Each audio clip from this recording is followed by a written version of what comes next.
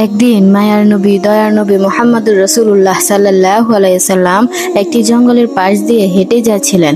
তখন দয়ার নবী দেখতে পেলেন এক ইহুদি একটি হরিণকে বেঁধে রেখেছে।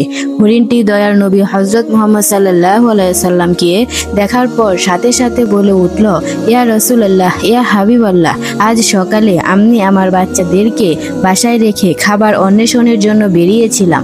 আল্লাহর নবী গো, এমন সময় ইহুদি আমার সামনে আসে এবং আমাকে বন্দি করে ফেলে। সকাল থেকে এ পর্যন্ত সে আমাকে বন্দি করে রেখেছে। ইয়া রাসূলুল্লাহ, আমার দুটি দুধের বাচ্চা রয়েছে।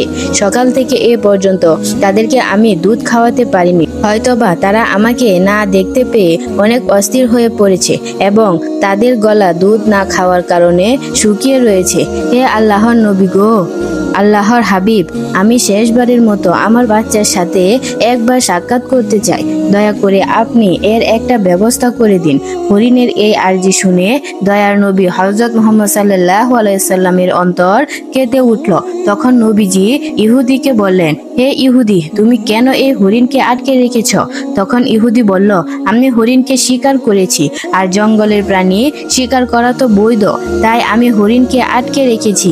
তখন হযরত মুহাম্মদ সাল্লাল্লাহু আলাইহি সাল্লাম বললেন, হে ইহুদি, তুমি কি দেখতে পাচ্ছ না এটা একটা মা হরিণ এবং তার স্তন দুধে পরিপূর্ণ হয়ে রয়েছে? তার বাচ্চাদেরকে দুধ না খাওয়ানোর কারণে অনেক কষ্ট পাচ্ছে, তুমি তাকে ছেড়ে দাও। তখন ইহুদি বলল, আমি এত কষ্ট করে তাকে শিকার করেছি, আর তোমার কথা মতো তাকে ছেড়ে দিব? তখন দয়ার নবী বিশ্ব নবী ইহুদিকে বললেন, তুমি তাকে ছেড়ে দাও, সে শেষবারের মতো তার সন্তানদের সাথে দেখা করতে চায়। তার সন্তানদের সাথে দেখা করে এবং তাদের দুধ পান করিয়ে সে আবার তোমার কাছে ফিরে আসবে। বিশ্বনবীর এই কথা শুনে ইহুদি বলল, বনের হরিণ কি আপনার বাপ দাদার সম্পদ যে তাকে একবার ছেড়ে দিলে সে আবার ফিরে আসবে? শিকার করা প্রাণী ছেড়ে দিলে আবার ফিরে আসে, এর কি কোনো নজির আছে? হযরত মুহাম্মদ সাল্লাল্লাহু আলাইহি সাল্লাম যখন দেখলেন ইহুদি কোনোভাবেই হরিণটিকে ছেড়ে দেওয়ার জন্য রাজি হচ্ছে না, তখন দয়ার নবী ইহুদিকে বললেন, হে ইহুদি, তুমি হরিণটিকে ছেড়ে দাও, তার বিনিময়ে তুমি আমাকে বেঁধে রাখো। হরিণ যদি না আসে তাহলে তুমি আমাকে সারা জীবন বেঁধে রাখবে। তখন ইহুদি বলল, তাহলে সেই কথাই রইল, আমি হরিণটিকে ছেড়ে দিচ্ছি, বিনিময়ে আপনাকে বেঁধে রাখছি। হরিণ যদি না আসে তাহলে তোমাকে আমি সারা জীবন মুক্তিদান করব না। অতঃপর ইহুদি হরিণটিকে ছেড়ে দিল। এরপর দয়ার নবী মায়ার নবী হযরত মুহাম্মদ সাল্লাল্লাহু আলাইহি সাল্লামকে বেঁধে রাখলো। ছাড়া পেয়ে বনের হরিণ তাড়াহুড়া করে বনের মধ্যে হারিয়ে গেল। তখন ইহুদি মনে মনে ভাবতে লাগলো, হরিণটি আর কোনোদিন ফিরে আসবে না, আর এই লোকটাকে আমি সারা জীবন বেঁধে রাখবো। এই লোকটির চেয়ে বোকা মানুষ এই পৃথিবীতে আর একটাও নেই। একটা বনের হরিণের জন্য সে নিজের জীবনকে বিপদে ফেললো। বনের হরিণ দৌড়াতে দৌড়াতে তার বাচ্চাদের কাছে এসে পৌঁছালো। তখন তার সন্তানেরা তাকে জিজ্ঞাসা করলো, আম্মা জান, আজ সকাল থেকে আপনি কোথায় ছিলেন? আমরা আপনার জন্য অপেক্ষা করতে করতে ক্লান্ত হয়ে পড়েছি। আপনার দুধ পান না করতে পেরে আমাদের গলা শুকিয়ে গেছে। তখন মা হরিণ তার সন্তানদেরকে বলল, ও আমার সন্তানেরা, তোমরা জীবনের শেষবারের মতো আমাকে দেখে নাও এবং আমার দুধ পান করে নাও, আর জীবনে হয়তো তোমাদের সাথে দেখা নাও হতে পারে। তখন হরিণের সন্তানেরা তাকে বলল, আম্মা জান, কেন আপনি এমন কথা বলছেন? কেন জীবনে আপনার সাথে দেখা হবে না? তখন মা হরিণ তাদেরকে বলল, ওহে আমার বৎসরা, তোমরা তাড়াতাড়ি আমার দুধ পান করে নাও। আজ সকালে যখন আমি খাবার অন্বেষণের জন্য বেরিয়েছিলাম, তখন এক ইহুদি আমাকে বন্দি করে ফেলেছিল। অতঃপর মায়ার নবী হযরত মুহাম্মদ সাল্লাল্লাহু আলাইহি সাল্লাম সে পথ দিয়ে যাচ্ছিলেন। তখন আমি তাকে দেখে তোমাদের কথা খুলে বললাম এবং তাকে আরো বললাম, ইয়া রব্বুল আলামিন, আমার সন্তানেরা না খেতে পেয়ে পিপাসার্ত অবস্থায় আমার পথ পানে চেয়ে বসে আছে, আপনি আমাকে তাদের কাছে যাওয়ার ব্যবস্থা করে দিন। তখন মায়ার নবী বিশ্ব নবী হযরত মুহাম্মদ সাল্লাল্লাহু আলাইহি সাল্লাম নিজেকে ইহুদির কাছে জিম্মাদার রেখে আমাকে তোমাদের কাছে শেষবারের মতো দেখা করার জন্য পাঠিয়ে দিয়েছে। ও আমার সন্তানেরা, নিশ্চয়ই ইহুদি আমার মায়ার নবীকে বেঁধে রেখেছে, তাই তোমরা তাড়াতাড়ি আমার দুধ পান করে নাও। আমাকে আবার জলদি ফিরে যেতে হবে। আমি আমার নবীকে কষ্ট দিতে পারবো না। যখন হরিণের সন্তানেরা শুনল মায়ার নবীকে বেঁধে রেখে তাদের সাথে দেখা করতে এসেছে এবং তাদের দুধ পান করানোর জন্য এসেছে, তখন হরিণের সন্তানেরা বলে উঠল, আম্মাজান, আপনি কিভাবে ভাবলেন মায়ার নবী ইহুদির হাতে বন্দী রয়েছে আর মায়ার নবীকে বন্দী রেখে আমরা আপনার দুধ পান করব? আম্মা জান গো, আপনি চলুন, আমরাও আপনার সাথে যাব। দয়ার নবী হযরত মুহাম্মদ সাল্লাল্লাহু আলাইহি সাল্লাম এর কোনো কষ্ট আমরা সহ্য করতে পারবো না। অতঃপর হরিণ ও তার সন্তানেরা দয়ার নবী মায়ার নবী হযরত মুহাম্মদ সাল্লাল্লাহু আলাইহি সাল্লামের মায়ায় তার কাছে যাওয়ার জন্য রওনা হলো।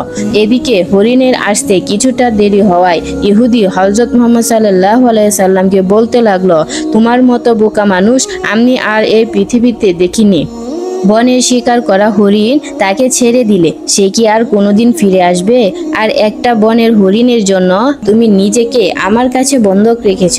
কেয়ামত পর্যন্ত আর এ হরিণ ফিরে আসবে না, আর কেয়ামত পর্যন্ত তুমি আমার কাছ থেকে ছাড়া পাবে না। তখন দয়ার নবী বিশ্ব নবী হযরত মুহাম্মদ সাল্লাল্লাহু আলাইহি সাল্লাম ইহুদির এ কথা শুনে বললেন, ওহে ইহুদি, তুমি একটু ধৈর্য ধারণ করো, হরিণ অবশ্যই আমার মায়ায় আবার তোমার কাছে ফিরে আসবে। হযরত মুহাম্মদ সাল্লাল্লাহু আলাইহি সাল্লাম এর কথা শুনে ইহুদি বলল, হে মুহাম্মদ, তোমার এই অলৌকিক কল্পনা ছেড়ে দাও। আমি দৃঢ় বিশ্বাস এর সাথে বলছি, কিয়ামত পর্যন্ত এই হরিণ আর ফিরে আসবে না। এইভাবে আরো কিছুটা সময় কেটে গেল আর ইহুদি মনে মনে ভাবতে লাগলো, মুহাম্মদকে আটকে রেখে বড় রকমের একটা অর্থ তার সঙ্গীদের কাছ থেকে আমি উসুল করে নিতে পারবো। বনের হরিণ কি জীবনে কারো মায়ায় ফিরে আসে? এ লোকটা একটা বেয়াকুব ছাড়া আর কিছুই নয়। এভাবে আরো কিছু সময় অতিবাহিত হওয়ার পর বনের হরিণ শুধু নয়, হরিণের সাথে তার বাচ্চারাও ফিরে এসেছে। এই দৃশ্য দেখে ইহুদি অত্যন্ত অবাক হয়ে গেল। তখন দয়ার নবী মায়ার নবী হযরত মুহাম্মদ সাল্লাল্লাহু আলাইহি সাল্লাম হরিণকে জিজ্ঞাসা করলেন, ওহে হরিণ, তুমি তোমার বাচ্চাদের কেন নিয়ে এসেছো? কথা তো ছিল তুমি একাই ফিরে আসবে। তখন মা হরিণ বলল, ইয়া রাসূলুল্লাহ, আমি যখন আমার সন্তানদের কাছে গিয়ে বললাম মায়ার নবী হযরত মুহাম্মদ সাল্লাল্লাহু আলাইহি সাল্লামকে বন্দী রেখে জিম্মাদার রেখে আমাকে তোমাদের সাথে জীবনের শেষবারের মতো দেখা করার জন্য পাঠিয়েছে এবং জীবনের শেষবারের মতো দুধ পান করার জন্য পাঠিয়েছে, তখন আমার সন্তানেরা বলল, ওহে আম্মাজান, আপনি কি করে ভাবলেন মায়ার নবী হযরত মুহাম্মদ সাল্লাল্লাহু আলাইহি সাল্লামকে বেঁধে রেখে আমরা আপনার দুধ পান করব? ইয়া রাসূলুল্লাহ, তখন আমার সন্তানেরাও আমার সাথে রওনা করে চলে এসেছে। হে আল্লাহর নবী, আপনার সাথে বেয়াদবি করার জন্য আপনি আমাদেরকে ক্ষমা করে দিন। এতক্ষণ পর্যন্ত আমরা আপনাকে কষ্ট দিয়েছি। অতঃপর ইহুদির দিকে লক্ষ্য করে হযরত মুহাম্মদ সাল্লাল্লাহু আলাইহি সাল্লাম বলতে লাগলো, ওহে ইহুদি, এই নাও, এই যে তোমার শিকার করা হরিণ চলে এসেছে। শুধু সে ফিরে আসেনি, ফিরে এসেছে তার সকল সন্তানগুলি। এখন তুমি তাদেরকে তোমার কাজে ব্যবহার করতে পারো এবং এ কথা মনে রেখো, আমি সত্য নবী। আমি শুধু মানুষের নবী নই, আমি বন জঙ্গল পশু পাখি সহ সমগ্র জাহানের নবী। উক্ত কথাগুলি বলে দয়ার নবী হযরত মুহাম্মদ সাল্লাল্লাহু আলাইহি সাল্লাম চলে যেতে লাগলেন। তখন ইহুদি নবীজিকে পিছন থেকে ডেকে বললেন, ইয়া রাসূলুল্লাহ, ইয়া হাবিবাল্লাহ, বনের হরিণ যার মায়ায় চলে আসে আমি বুঝতে পেরেছি তিনি আল্লাহর নবী ছাড়া আর কেউ নন। হে আল্লাহর রাসূল, আমাকে আপনি আপনার হাতে হাত রেখে কালেমা পড়িয়ে মুসলমান বানিয়ে দিন। আর এই হরিণের আমার কোনো দরকার নেই। আপনি আপনার চরণ তলে আমাকে রেখে আপনার গোলামি করার সুযোগ দিন। অতঃপর হযরত মুহাম্মদ সাল্লাল্লাহু আলাইহি সাল্লাম এর হাতে হাত রেখে ইহুদি মুসলমান হয়ে গেল। সুবহানাল্লাহ, সুবহানাল্লাহ, সুবহানাল্লাহ, আলহামদুলিল্লাহ। এমনিভাবে অন্য একদিনের ঘটনা।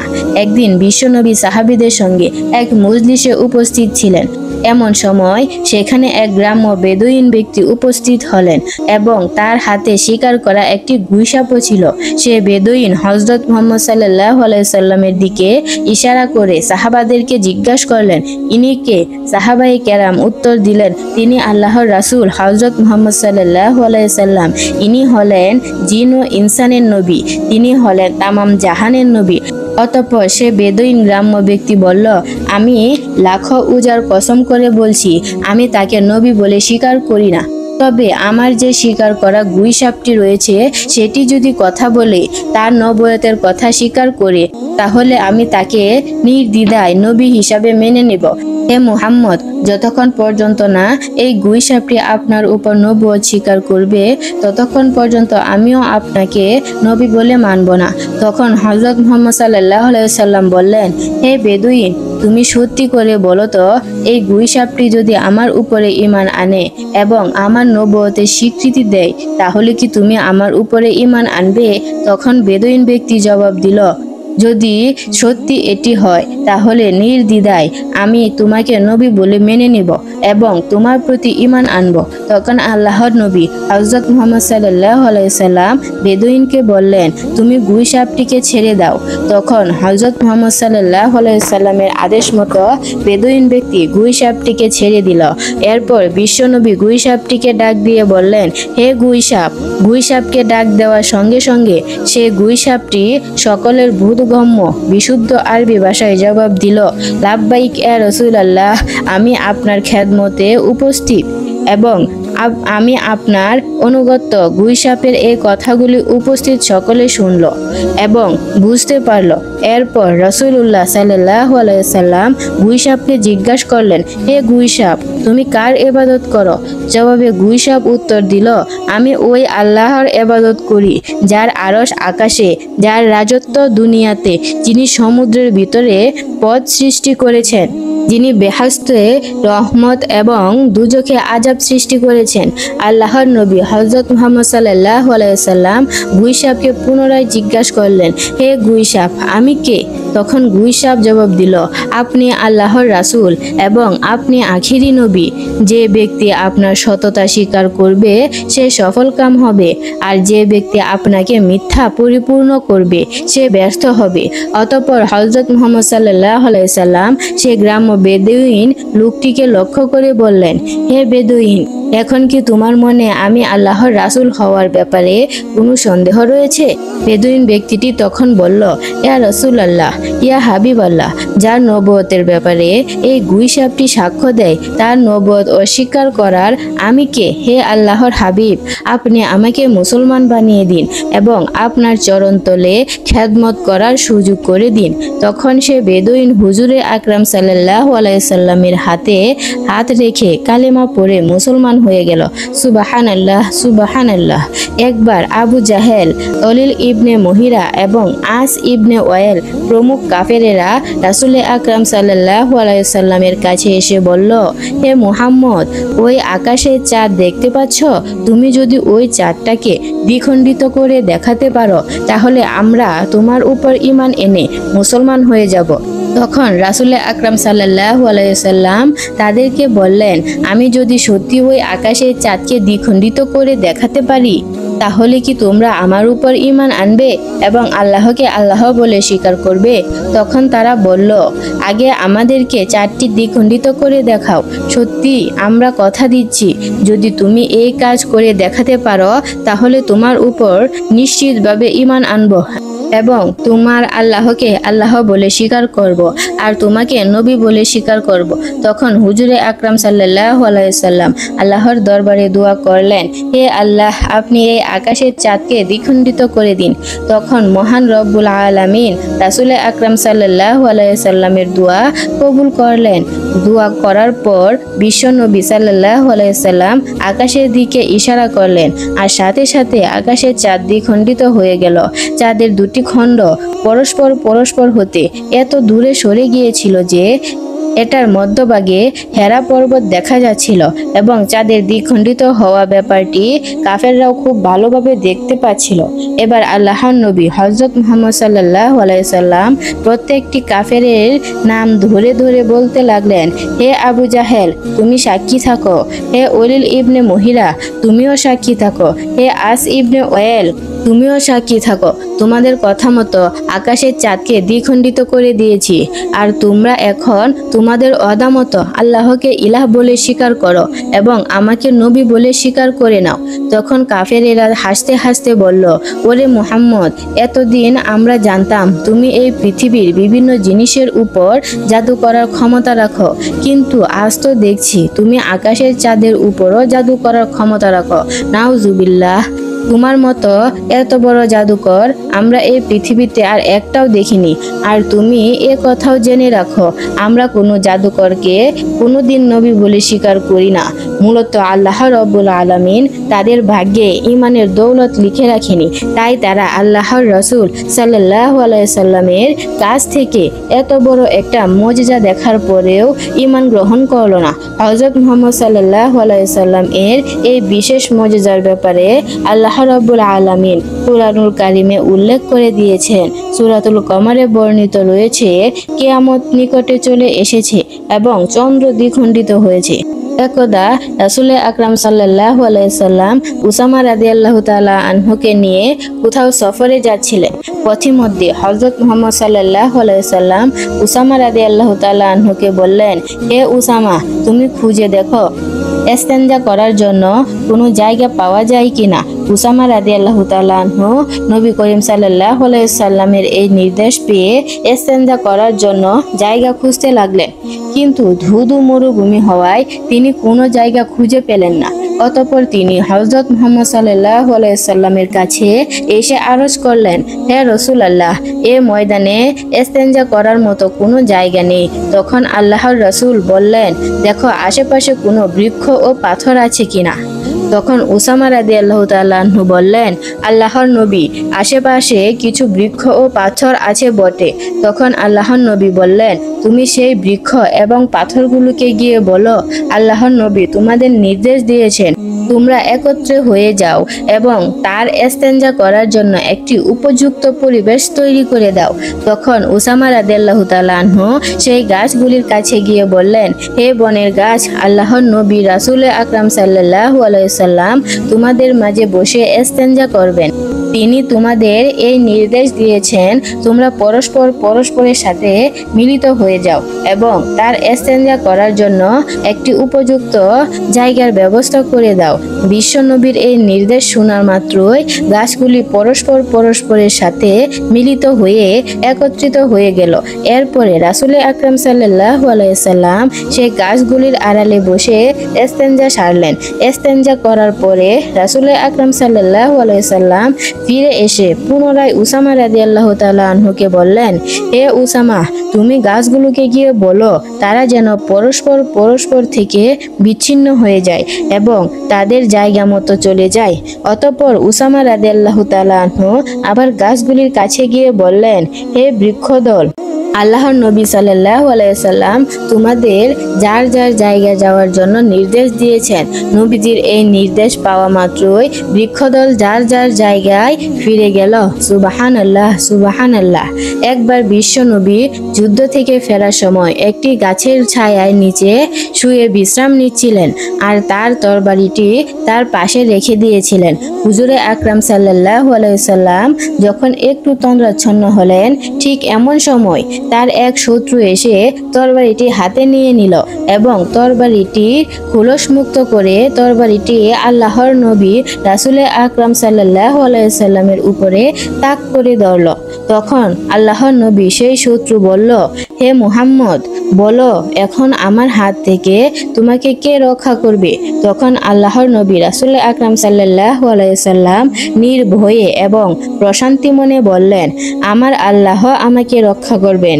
আল্লাহর নবীর এই কথা শ্রবণ করার সাথে সাথেই লোকটির শরীরে ও হাত পায়ে কম্পন শুরু হয়ে গেল এবং কাঁপতে কাঁপতে তার হাত থেকে তরবারিটি পড়ে গেল। অতঃপর বিশ্বনবী সেই তরবারিটি তার নিজের হাতে উঠিয়ে নিল এবং লোকটিকে বললেন, এখন তোমাকে আমার হাত থেকে কে বাঁচাবে। তখন সেই লোকটি অত্যন্ত ভীত সন্ত্রস্ত হয়ে পড়ল এবং সে বলল, কোনো সম্মানিত ব্যক্তি যদি আমার প্রাণ ভিক্ষা দিতে চায় তাহলে তিনি আমাকে রক্ষা করতে পারেন। এ কথা শুনে আল্লাহর নবী বিশ্বনবী তাকে বললেন, যাও, তোমাকে আমি মুক্ত করে দিলাম, তোমার কোনো ক্ষতি আমি করব না। রাসূল করিম সাল্লাল্লাহু আলাইহি সাল্লাম এর মহানুভবতা এবং উদারতা দেখে লোকটি অবাক হয়ে গেল এবং সে তার সম্প্রদায়ের কাছে ফিরে গিয়ে বলল, আমি এমন একজন ব্যক্তির সাথে দেখা করে আসলাম যার মহানুভবতা এবং উদারতা কোনো তুলনা হয় না। এ আমার সম্প্রদায়, তোমরা জেনে রাখো, আজ থেকে আমি তোমাদের সম্প্রদায় ত্যাগ করলাম এবং সেই লোকটির জন্য প্রাণ উৎসর্গ করব। আজ থেকে আমি তোমাদের সবাইকে ত্যাগ করে দিলাম। তারপর সেই লোকটি পুনরায় নবী করিম সাল্লাল্লাহু আলাইহি সাল্লামের কাছে ফিরে এসে আরজ করল, ইয়া রাসূলুল্লাহ, ইয়া হাবিবাল্লাহ, আপনি আমাকে মুসলমান বানিয়ে দিন এবং আপনার চরণতলে খেদমত করার সুযোগ করে দিন। তখন আল্লাহর নবী মুহাম্মদুর রাসূলুল্লাহ সাল্লাল্লাহু আলাইহি সাল্লাম তাকে কালেমা পড়িয়ে মুসলমান বানিয়ে দিলেন। সুবহানাল্লাহ, আল্লাহু আকবার। প্রিয় দর্শক, এই ছিল বিশ্ব নবী সাল্লাল্লাহু আলাইহি সাল্লামের জীবনী থেকে নেওয়া বিশেষ কিছু মুজিজা। আল্লাহ রাব্বুল আলামিন আমাদের সবাইকে বিশ্ব নবীর জীবনী থেকে শিক্ষা গ্রহণ করে আমাদের সবাইকে আদর্শ জীবন গঠন করার তৌফিক দান করুন। আমিন।